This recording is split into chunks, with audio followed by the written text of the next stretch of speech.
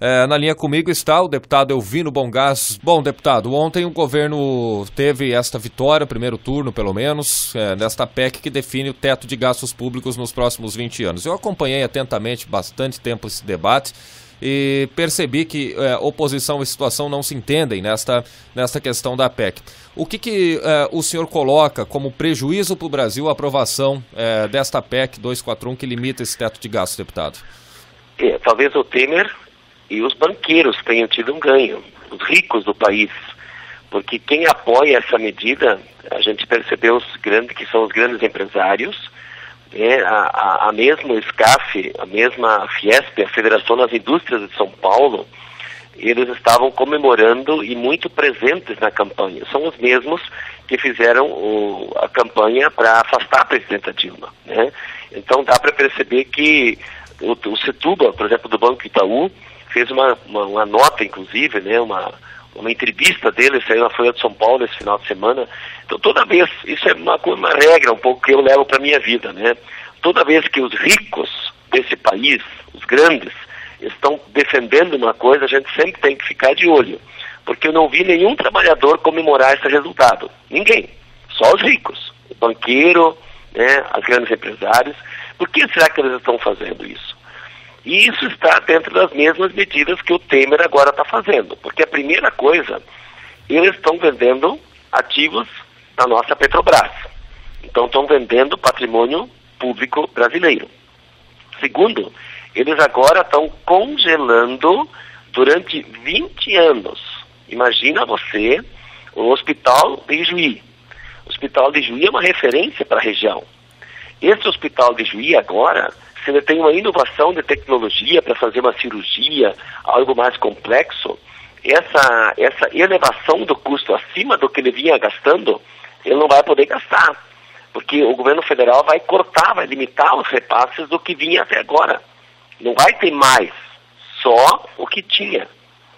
Então, isso se dá na educação, isso se dá na saúde, isso se dá na agricultura. Nós tivemos nos últimos anos aumentos. Eu lembro que em Ijuí, por exemplo, tem indústrias de máquinas e equipamentos agrícolas.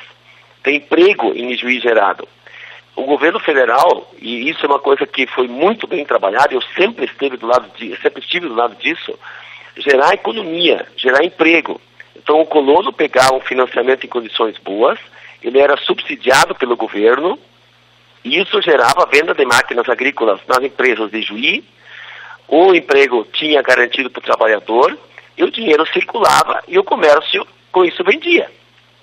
Bom, agora vai estar congelado durante 20 anos. 20 anos. O salário mínimo dos trabalhadores, é um exemplo mais clássico para as pessoas entenderem, e é bom que a gente seja pedagógico nisso. Se o Lula e a Dilma tivessem feito com o salário mínimo o que o Temer quer fazer agora para 20 anos para frente, foi isso que nós votamos ontem, em primeiro turno, o salário mínimo que está hoje em R$880, ele só estaria em 550. Ou seja, cada trabalhador teria recebido R$330 a menos. Mas na sua fala, o deputado Bongás, contradiz o que disse o deputado Darcísio Perondi ainda há pouco aqui no programa. Sobre a questão de saúde, questão de educação, ele salientou na sua fala de que esta PEC ela não diminui nenhum tipo de investimentos nesses dois setores principalmente, que não atinge aumento de recursos se precisar para a questão da saúde, sim atinge a outros ministérios. Agora, a oposição ao governo engloba tudo numa situação só. Só para o ouvinte entender, o deputado, saúde e educação serão realmente passas atingidas por esta PEC 241? Com certeza, com certeza. A medida foi tão ruim e os deputados precisavam aprovar, o governo precisou aprovar.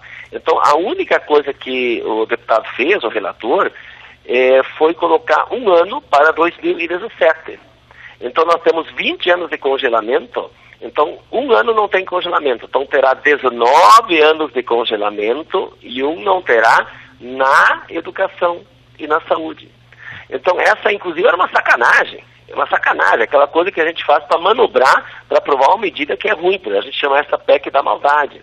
Então, o Hospital de Juí, eu quero repetir isso, durante 20 anos, a saúde, a unidade básica de saúde, consultas, ampliações, a nossa universidade, a Universidade Unijuí, por exemplo, os últimos anos, teve um apoio fundamental, ela conseguiu equilibrar-se de novo em função do FIES, do financiamento da educação, que é subsidiado pelo governo, em função do Pronatec, em função das vagas dos estudantes. Aliás, ontem os estudantes estão respondendo bem essa questão. Se colocou uma medida eleitoreira, digamos assim, para ganhar o voto dos deputados só para um ano. Aliás, todas aquelas pessoas que desfilavam com jalecos brancos para lutar para termos mais recursos na saúde, desde a emenda 29, ou os 10% do PIB, ontem estavam envergonhados, porque deram um tiro no centro, né? Durante 20 anos, menos um, ou seja, 19 anos, então só na educação e saúde, porque era tão ruim que precisaram fazer, né, essa enganação agora na época de votar, que era então uma medida eleitoreira para tentar aprovar essa medida. Então, é falsa essa afirmação de que não será prejudicada a saúde e a educação. Serão muito prejudicados. Os exemplos, inclusive hoje de manhã, eu pude ouvir bem cedo o coordenador nacional em defesa da educação, ele falava isso também. E aí não são poucos recursos, são bilhões que nós estamos falando. São bilhões. O exemplo que eu sempre dou para as pessoas entenderem, antes tinha caído a ligação, era exatamente o tema do salário mínimo. O salário mínimo nós reajustamos acima da inflação, e isso permitiu que ele estivesse hoje em R$880. Se fosse feito só corrigir a perda, ele estaria em 550. Então você imagina, em Ijuí, nós temos a cada salário, ou seja, do agricultor, da sua aposentadoria, ou o salário de qualquer trabalhador da cidade, R$330 a menos. Vocês imaginem quanto o comércio venderia menos, o mercado compraria menos. Aliás, isso as pessoas já estão começando a sentir agora, porque esta onda que foi criada, ela é dentro de um golpe. Então, o que aconteceu?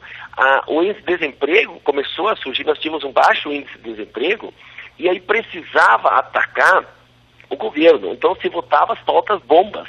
As pautas bombas que ampliavam os gastos públicos foram bilhões, que o Cunha, que era o grande homem, né, do próprio Peronde, do PMDB e de todos os que apoiaram o Cunha, agora eles jogaram ele fora. Por que jogaram ele fora? Porque ele fez o serviço. Qual foi o serviço que ele fez? Criar a instabilidade econômica e política no país para afastar uma presidenta eleita. Então, este é o tema da PEC 241. É dentro deste contexto que ele se dá. Certo. Vou dar o exemplo dos agricultores. Os agricultores têm subsídio no seu financiamento. Então, agora, esse subsídio, se nos últimos 10 anos fosse calculado pelo método Temer, que é a PEC da maldade, nós teríamos 29 bilhões a menos no financiamento. Muitos agricultores não teriam comprado o seu trator, a sua ordenhadeira, o resfriador ou o PSI, que é exatamente o Programa de Sustentação de Investimento, onde as grandes indústrias de máquinas e equipamentos agrícolas puderam produzir e gerar emprego. Essa parte está comprometida.